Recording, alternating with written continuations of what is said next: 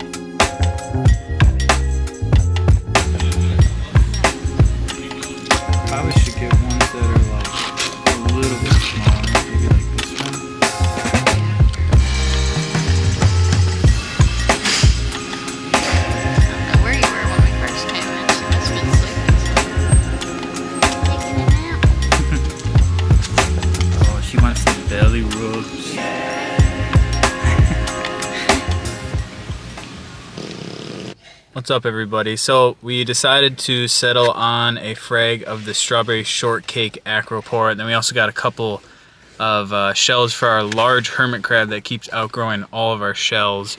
So let's see if we can get this one out. These are the shells. So here are the two shells that we got. Should be big enough for the crab to grow into. And then the frag.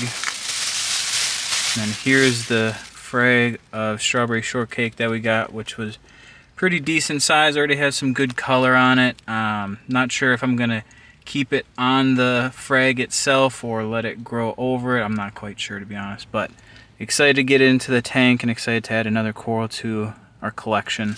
Alright, so we just got home and I have put the acro frag in the back of the tank. It's kind of been chilling there for about, I would say, probably the past 2 hours or so. Now what we're going to do is I'm going to take this lid off and we're going to kind of figure out where we want to put it in the tank. In terms of the acro, you always kind of want to have those mid to high in terms of your rockscape. A good spot that would be to put the acro frag would be right about up here.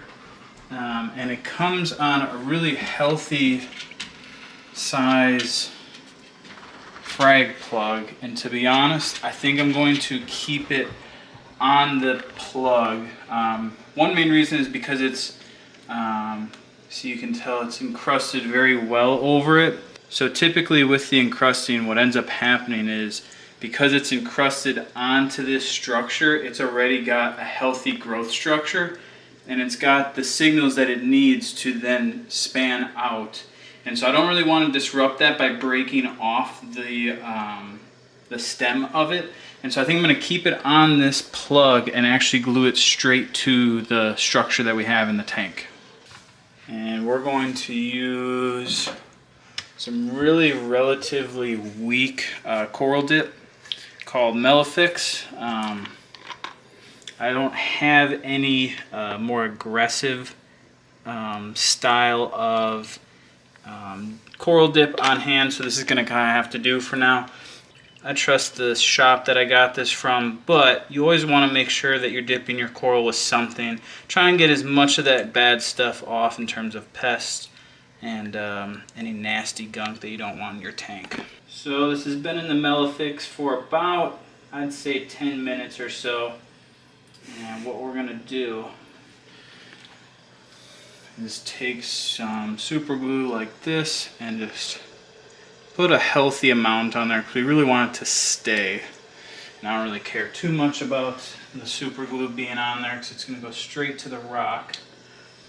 And what we're going to do is try and find a really good spot for it to sit, which I feel like probably right about here.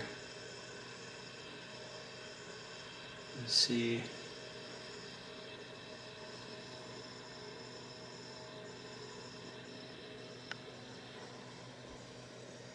Try and find that sweet spot where it's going to hold.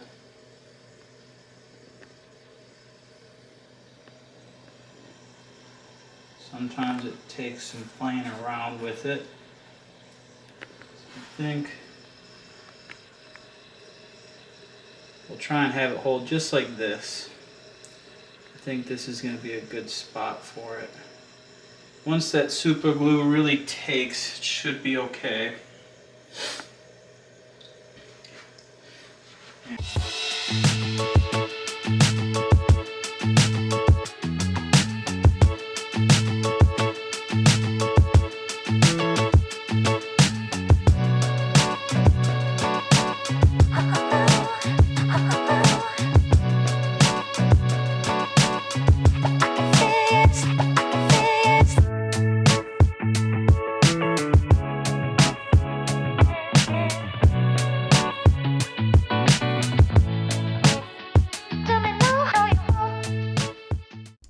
Alright, so I was very surprised to be walking away with an Acropora.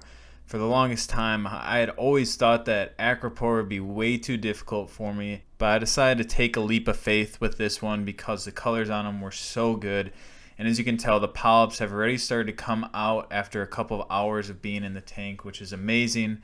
And honestly, I'm surprised I've been able to get this tank to look this good in only a year and a half. Coming from a freshwater background, I can tell you that I was extremely intimidated about taking care of a reef tank. Whether it be budget or a lack of knowledge, I'm here to tell you that it is possible to get started in reef tanks easily without spending a ton of money and without killing a bunch of fish or coral. I'm so excited to be taking this journey into long-form content on YouTube. I've been thinking about it for a very long time, and I have a ton of ideas that I can't wait to bring to life on these videos.